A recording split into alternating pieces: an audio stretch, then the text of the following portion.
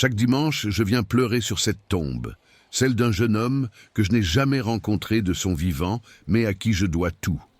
Ce dimanche-là, un homme élégant s'est approché de moi, le visage marqué par la douleur et la colère. Il m'a demandé d'une voix tremblante, « Que faites-vous sur la tombe de mon fils ?»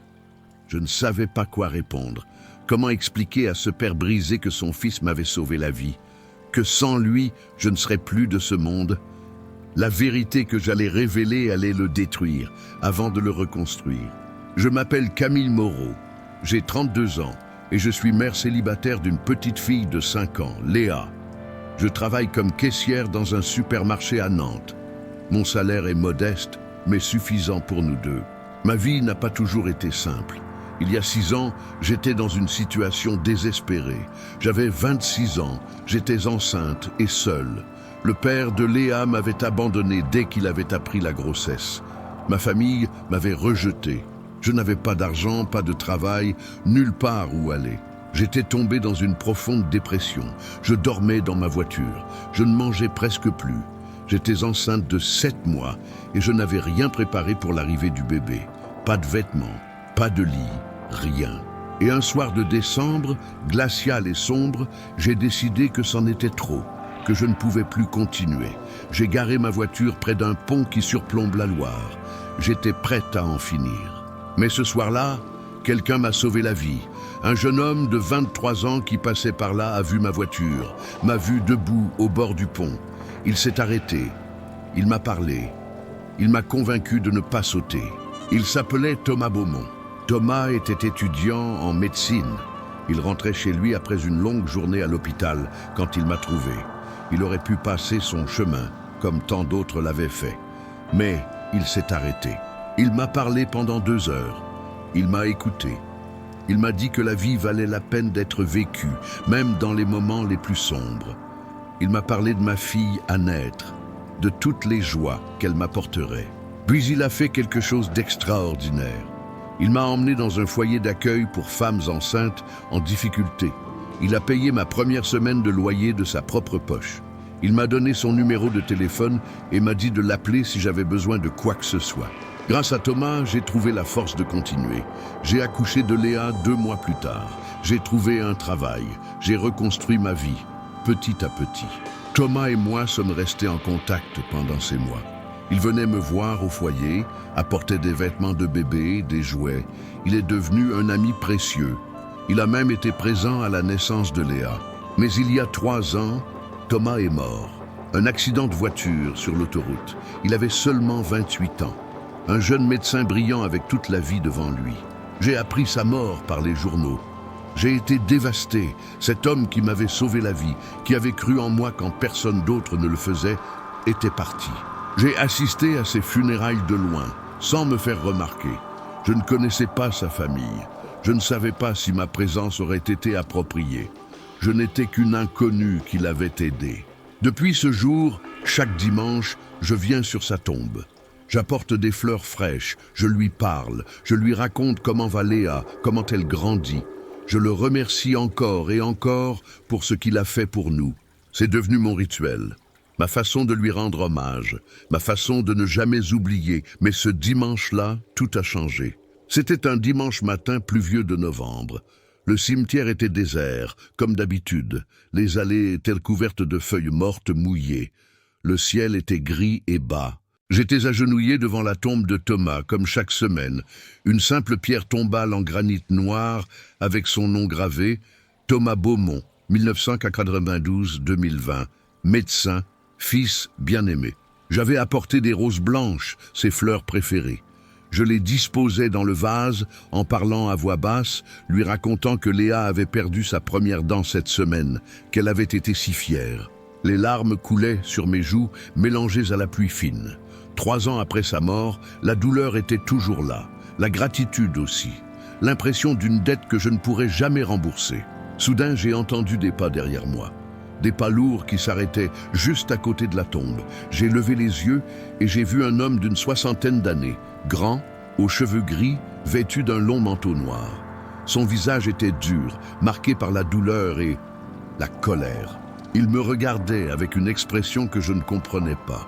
Un mélange de surprise, de confusion et d'hostilité. Il m'a demandé d'une voix tremblante mais froide qui j'étais et ce que je faisais sur la tombe de son fils. Son fils. C'était donc le père de Thomas. J'ai bégayé une réponse, me présentant brièvement. J'ai dit que j'étais une amie de Thomas, que je venais lui rendre hommage chaque dimanche. Mais l'homme ne semblait pas satisfait de ma réponse. Son visage s'est durci encore plus. Il m'a dit qu'il venait sur la tombe de son fils tous les dimanches depuis 3 ans et que c'était la première fois qu'il me voyait. Il m'a demandé pourquoi je mentais. J'ai été prise au dépourvu. Je lui ai expliqué que je venais toujours tôt le matin vers 8 heures et que je repartais avant 9 heures, que peut-être nos horaires ne coïncidaient jamais. Mais il ne me croyait pas. Il m'a regardé de haut en bas, remarquant mes vêtements simples, mon vieux manteau élimé, mes chaussures usées. J'ai vu dans ses yeux ce jugement que je connaissais trop bien, le mépris de classe.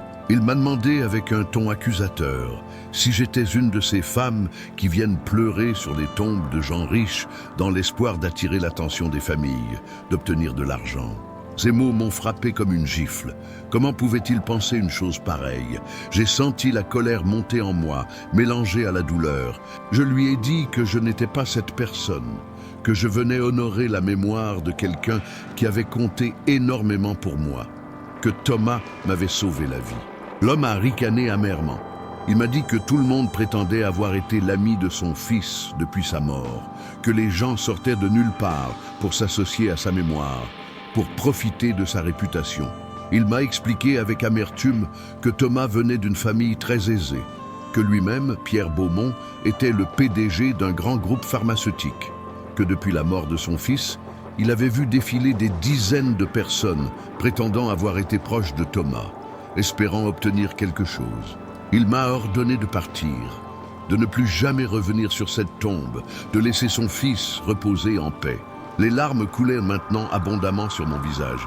J'ai supplié, j'ai dit que je ne voulais rien, que je venais juste me recueillir, que Thomas avait été important pour moi. Mais Pierre Beaumont était inflexible. Il m'a menacé d'appeler la sécurité du cimetière, voire la police, si je ne partais pas immédiatement. J'allais partir vaincu, humilié, quand quelque chose en moi a craqué. J'en avais assez d'être jugé, méprisé, rejeté. J'en avais assez de me taire. Alors j'ai fait quelque chose que je n'avais jamais fait auparavant. J'ai dit la vérité, toute la vérité. Je me suis tourné vers Pierre Beaumont et je lui ai dit, d'une voix brisée mais ferme, que son fils m'avait sauvé la vie, littéralement, que sans lui, je ne serais plus de ce monde. Il a froncé les sourcils, visiblement déstabilisé par mon intensité. J'ai continué. Je lui ai raconté cette nuit de décembre il y a 6 ans, le pont, ma voiture, mon intention de sauter et Thomas qui s'était arrêté.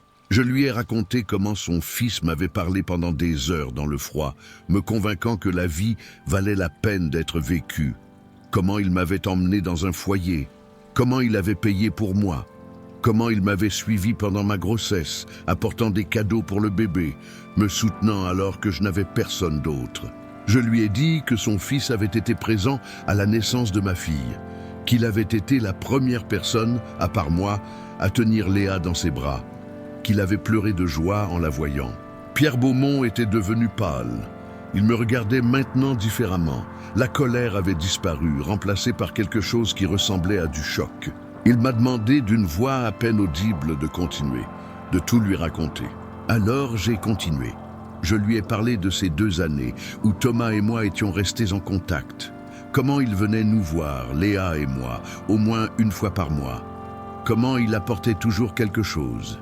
Des vêtements, des jouets, des livres. Je lui ai dit que Thomas ne m'avait jamais parlé de sa famille fortunée, qu'il vivait simplement, conduisait une voiture modeste, s'habillait sans ostentation, que je n'avais découvert sa richesse qu'après sa mort, en lisant les articles de presse.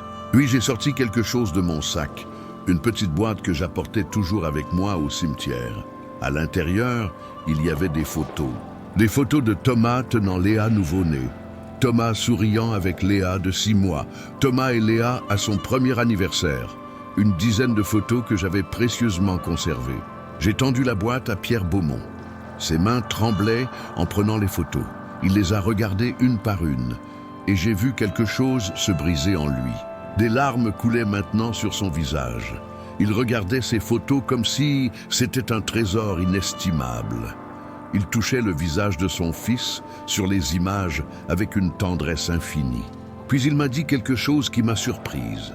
Il m'a dit qu'il n'avait jamais vu son fils aussi heureux que sur ces photos, qu'il y avait dans son regard une joie, une paix qu'il n'avait jamais vue auparavant. Pierre Beaumont s'est assis lourdement sur le banc à côté de la tombe. Il m'a fait signe de m'asseoir aussi. Pendant un long moment, il n'a rien dit. Il regardait juste les photos, les larmes coulant silencieusement sur ses joues. Puis il a commencé à parler. Et ce qu'il m'a révélé m'a bouleversé. Il m'a dit que lui et Thomas avaient une relation difficile, que Thomas avait grandi dans le luxe, mais qu'il avait toujours rejeté ce mode de vie, qu'ils se disputaient constamment sur l'argent, les valeurs, les priorités. Pierre voulait que Thomas reprenne l'entreprise familiale. Thomas voulait être médecin et aider les gens. Pierre considérait la médecine comme un métier noble, mais pas assez prestigieux. Thomas pensait que son père ne s'intéressait qu'à l'argent et au statut social. Pierre m'a avoué qu'il ne s'était presque plus parlé les 2 dernières années de la vie de Thomas, qu'il se voyait à peine, que Thomas évitait les réunions familiales, les dîners, les occasions de se retrouver. Et maintenant, il découvrait que pendant tout ce temps, son fils avait une vie secrète, une vie où il aidait une femme en détresse et son bébé, une vie remplie de compassion et de générosité, une vie dont son propre père ne savait rien. Pierre m'a regardé avec une douleur insupportable dans les yeux et m'a dit que j'avais connu son fils mieux que lui, que j'avais partagé avec Thomas quelque chose qu'il n'avait jamais pu partager, une vraie connexion humaine. Nous sommes restés assis sur ce banc pendant plus d'1 heure, sous la pluie fine, parlant de Thomas. Pour la première fois, Pierre écoutait vraiment, sans jugement, sans colère. Je lui ai raconté tous les moments que j'avais partagés avec son fils, comment Thomas racontait des blagues terribles pour faire rire Léa, comment il lui chantait des berceuses quand elle ne voulait pas dormir, comment il s'inquiétait toujours de savoir si j'avais assez à manger, si j'allais bien. Je lui ai raconté comment Thomas me parlait de son rêve, ouvrir une clinique gratuite pour les personnes sans ressources, comment il voulait utiliser sa médecine pour aider ceux que le système de santé laissait de côté. Pierre écoutait en silence, absorbant chaque mot comme si c'était de l'or. Il apprenait à connaître son fils à travers mes histoires. Le vrai Thomas, pas celui qu'il pensait connaître. Puis il m'a posé une question qui m'a surprise. Il m'a demandé si Thomas m'avait déjà parlé de lui, de son père. J'ai hésité, je ne voulais pas lui faire plus de mal. Mais il méritait la vérité. J'ai dit à Pierre que oui, Thomas m'avait parlé de lui quelquefois, mais jamais de façon négative, jamais avec haine. Thomas disait qu'il aimait son père, mais qu'ils étaient trop différents, qu'ils ne parlaient pas le même langage, que son père mesurait le succès en argent et en pouvoir, alors que lui le mesurait en vie sauvée et en sourire donné. Thomas disait qu'il aurait aimé que son père comprenne ses choix, qu'il aurait voulu qu'ils soient proches, mais qu'il ne savait pas comment combler le fossé qui s'était creusé entre eux. Pierre s'est effondré. Il a pleuré comme un enfant. Il a dit qu'il avait été un père terrible, qu'il avait été tellement obsédé par la réussite, par l'image, par l'entreprise, qu'il avait perdu son fils bien avant sa mort. Il a dit qu'il aurait donné toute sa fortune pour avoir 1 heure de plus avec Thomas, pour lui dire qu'il était fier de lui, pour lui dire qu'il avait eu raison de suivre son cœur, pour lui dire qu'il l'aimait. Puis Pierre m'a posé une autre question. Il m'a demandé si je pouvais lui présenter Léa, la petite fille que son fils avait tant aimée, la petite fille qu'il avait aidé à venir au monde. Sa demande m'a prise au dépourvu. Je ne savais pas quoi répondre. Pierre a vu mon hésitation et s'est empressé d'expliquer. Il m'a dit qu'il ne voulait rien de nous, qu'il ne cherchait pas à s'imposer dans nos vies, mais que Léa représentait quelque chose d'important. Elle était la preuve que son fils avait fait une différence dans ce monde, qu'il avait sauvé une vie, 2 vies en fait. Il voulait juste la voir une fois, voir la petite fille que Thomas avait aidé à naître, comprendre ce qui avait rendu son fils si heureux sur ses photos. J'ai accepté. Comment aurais-je pu refuser? Cet homme venait de perdre son fils et découvrait seulement maintenant qui il était vraiment. Il méritait de voir le résultat de la bonté de Thomas. Nous avons échangé nos numéros de téléphone. Pierre m'a dit qu'il voulait aussi m'aider si j'acceptais, pas par pitié, mais parce que c'est ce que Thomas aurait voulu. Parce qu'en m'aidant, il honorerait la mémoire de son fils. J'ai hésité, mais j'ai finalement accepté. Pas pour moi, mais pour Léa, pour qu'elle ait les opportunités qu'elle méritait. 2 semaines plus tard, Pierre est venu nous rendre visite dans notre petit appartement. Il a apporté des fleurs pour moi et un énorme ours en peluche pour Léa. Léa était timide au début, mais Pierre avait une douceur avec elle qui m'a touché. Il s'est assis par terre et a joué avec elle pendant des heures. Il lui a raconté des histoires, il l'a fait rire. Et à un moment, Léa lui a demandé qui il était. Pierre a regardé vers moi, cherchant ma permission. J'ai hoché la tête. Pierre a dit à Léa qu'il était le papa de l'ange, qu'il avait aidé à naître, que son fils, Thomas, veillait sur elle depuis le ciel, et qu'il voulait maintenant veiller sur elle aussi, si elle était d'accord. Léa l'a regardé avec ses grands yeux innocents et lui a demandé si ça voulait dire qu'il serait comme un grand-père pour elle. Pierre a éclaté en sanglots et a dit oui, qu'il aimerait beaucoup être son grand-père. Depuis ce jour, Pierre fait partie de nos vies. Il vient nous voir chaque semaine. Il a inscrit Léa dans une excellente école privée. Il a créé un fonds d'études pour elle. Il m'a aidé à trouver un meilleur emploi dans son entreprise, au service des ressources humaines. Mais le plus important, c'est qu'il est devenu un vrai grand-père pour Léa. Il l'emmène au parc. Il assiste à ses spectacles d'école. Il lui lit des histoires avant de dormir quand il reste dîner. Pierre a aussi changé. Il a créé une fondation au nom de Thomas, une fondation qui aide les femmes enceintes en difficulté, exactement comme Thomas m'avait aidé. Il a ouvert la clinique gratuite dont Thomas rêvait. Il dit que c'est sa façon de racheter le temps perdu, de réparer ses erreurs, d'honorer la mémoire de son fils en continuant son œuvre. Nous allons toujours au cimetière ensemble maintenant, Pierre, Léa et moi, chaque dimanche. Nous apportons des fleurs, nous parlons à Thomas, nous lui racontons ce que nous faisons pour perpétuer son héritage. Et je sais que quelque part, Thomas nous regarde et sourit. Parce que sa mort n'a pas été vaine, sa bonté continue de se propager, touchant de plus en plus de vie. Cette histoire m'a appris quelque chose de fondamental sur la vie, la mort et l'héritage que nous laissons. Thomas est mort à 28 ans. C'était tragique, injuste, déchirant. Mais sa vie, aussi courte soit-elle, a eu un impact immense. Il a sauvé ma vie. Il a donné à Léa la chance de naître. Et à travers moi, il a permis à son propre père de devenir l'homme qu'il aurait toujours dû être. Nous ne savons jamais combien de temps nous avons sur cette terre. Nous ne pouvons pas contrôler combien d'années nous vivrons. Mais nous pouvons contrôler comment nous les vivons. Thomas aurait pu passer devant moi ce soir-là sur le pont.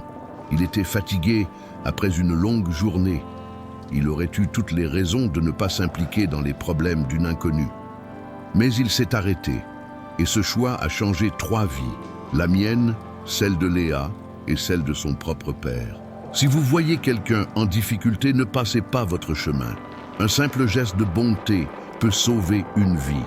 Vous ne saurez peut-être jamais l'impact complet de votre compassion. Mais cet impact existe, il se propage, il se multiplie. Pierre Beaumont avait toute la richesse du monde, mais ce qu'il voulait le plus, il ne pouvait pas l'acheter. 1 heure de plus avec son fils, une chance de lui dire qu'il était fier, une opportunité de le comprendre. Ne faites pas cette erreur. Aimez pendant que vous le pouvez, exprimez pendant que vous le pouvez. Vivez avec compassion, avec générosité, avec courage. Ce dimanche, pluvieux au cimetière, j'ai rencontré un homme brisé par la perte et le regret. Mais ensemble, à travers nos souvenirs partagés de Thomas, nous avons trouvé la guérison et nous continuons son œuvre. Parce que c'est ça le vrai héritage. Pas l'argent qu'on laisse, pas les biens matériels, mais les vies qu'on a touchées, les cœurs qu'on a changés, l'amour qu'on a partagé. Thomas vit toujours. Dans Léa qui grandit forte et heureuse, dans la fondation qui aide des centaines de femmes, dans Pierre qui est devenu l'homme que son fils aurait voulu qu'il soit, et dans mon cœur, où il restera à jamais.